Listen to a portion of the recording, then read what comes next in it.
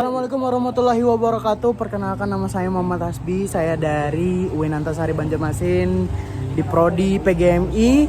Dan hari ini akan mewawancarai seseorang yang dimana wawancara tersebut bertujuan untuk menggali tentang pengetahuan budaya dari suku Banjar. Salah satunya adalah tentang Bayun Maulid. Mungkin untuk teman-teman yang menarik, yang tertarik dengan topik hari ini, maka stay tune di video kali ini. Let's check it out. Hari ini kita bersama dengan narasumber kita. Perkenalkan nama Anda siapa? Baik, perkenalkan nama Ulun Muhammad Raditya Azhari, bisa dipanggil Radit. Dari mahasiswa mana? Dari mahasiswa Jujur di Institut Kesehatan Suaka Insan Banjarmasin. Jurusan? Jurusannya fisioterapi. Biar asli dari suku Banjar. Banjar asli guys ya.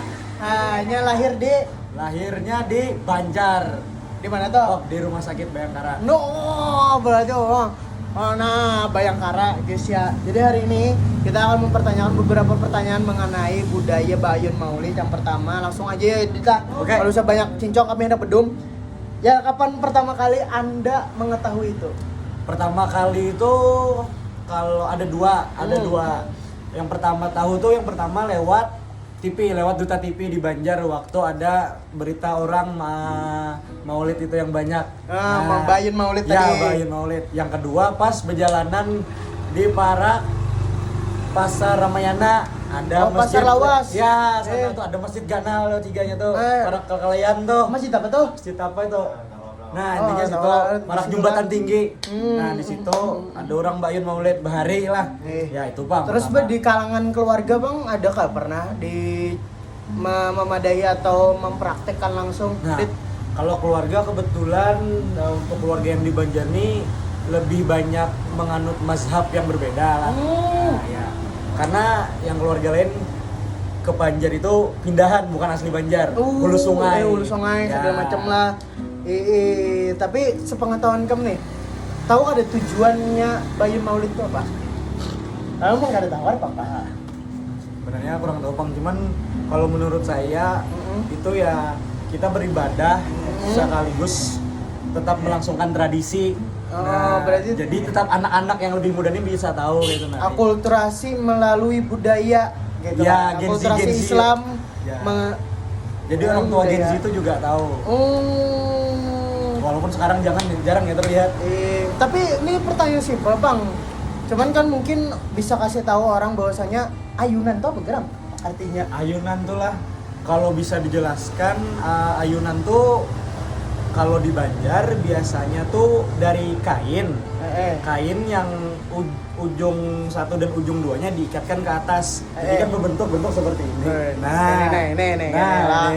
Iya. Jadi biasanya di bawahnya itu ditaruh anak atau bayi.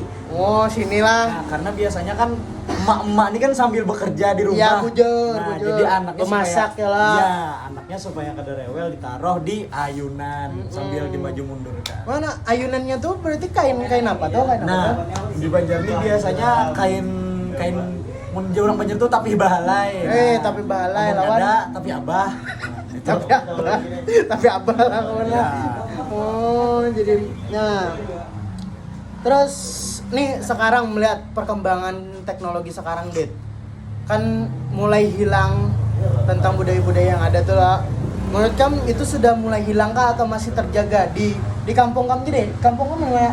Manarap. Nah, di Manarap juga masih ada lah nangka itu, Dit. Kalau untuk di Manarap lah. Jawab pertanyaan pertama tadi lah.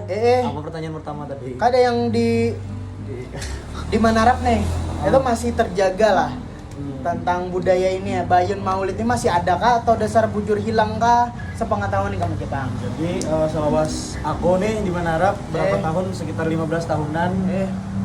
Kalau untuk unsur agamanya tuh masih lumayan kental. Karena di situ tuh banyak, entah malam apa tuh pasti ada majelis-majelis ilmu. Iya, bujur. Jadi entah setiap komplek, tiap masjid ini itu pasti ada. Cuman kalau untuk yang Bayun Maulid itu beluman Bang, karena mungkin akses jalannya kecil lah di Manarap. Walaupun orangnya banyak, mungkin di situ lah kendalanya. Tapi mungkin yang secara menyeluruh semua masyarakat tuh kada jua pang ya lo, paling beberapa orangnya aja yang melaksanakan itu ya. Iya, betul.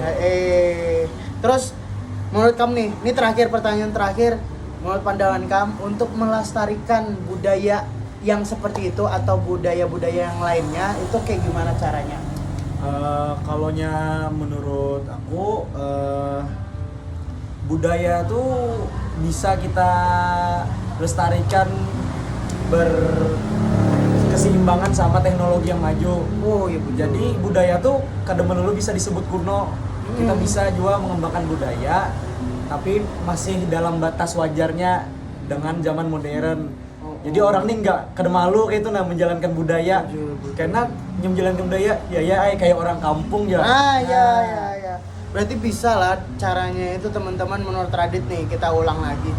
Bisa menggunakan teknologinya dalam artian bisa aja mulah konten ya mengenai betul. budaya tersebut, kayak bagaimana mengenai konten mencintai budaya, ajakan segala macam slogan atau kayak gimana.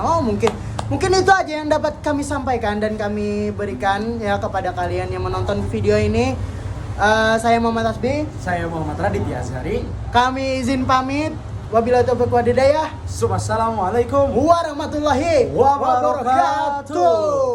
Masuk pada kesimpulan atau refleksi yang dapat kita ambil dari wawancara kita pada hari ini tentang budaya Bayun Maulid, bahwasanya Bayun Maulid yang dilaksanakan oleh suku Banjar itu merupakan adalah wujud interpretasi rasa cinta masyarakat Banjar kepada Nabi Muhammad SAW, dan ini berhubungan dengan hadis riwayat Bukhari, yaitu la yu'minu ahadukum hatta akuna ahabba alaihi min walidihi wa an-nasi ajma'in.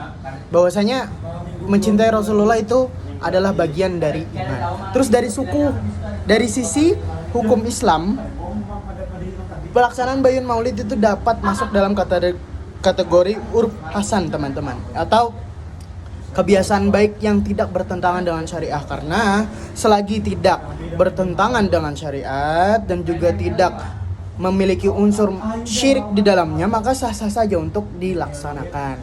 Untuk sosial keagamaannya, tradisi ini memperlihatkan bagaimana Islam mengakulturasi dengan budaya lokal tanpa menghilangkan esensi tauhidnya.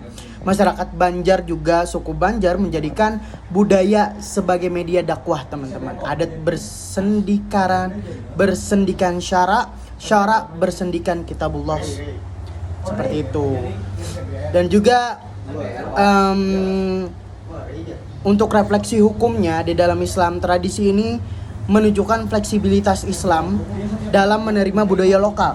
Pastinya ya, karena selama tetap berada dalam koridor syariat dan tidak bertentangan dengan syariat, ini sejalan dengan kaidah fikih, yaitu al-adatul muhakkamah. Jadi kebiasaan masyarakat itu bisa dijadikan sebagai dasar hukum selama tidak bertentangan dengan nas, Al-Quran wa hadis, ijma, qiyas, dan juga syariat. Seperti itu, teman-teman.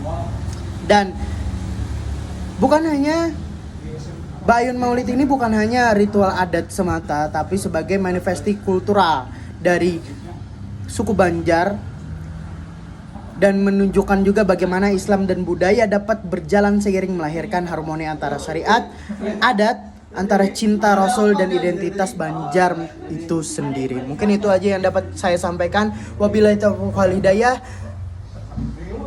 Kalau ada paku dalam peti, jangan dimasukkan ke dalam hati.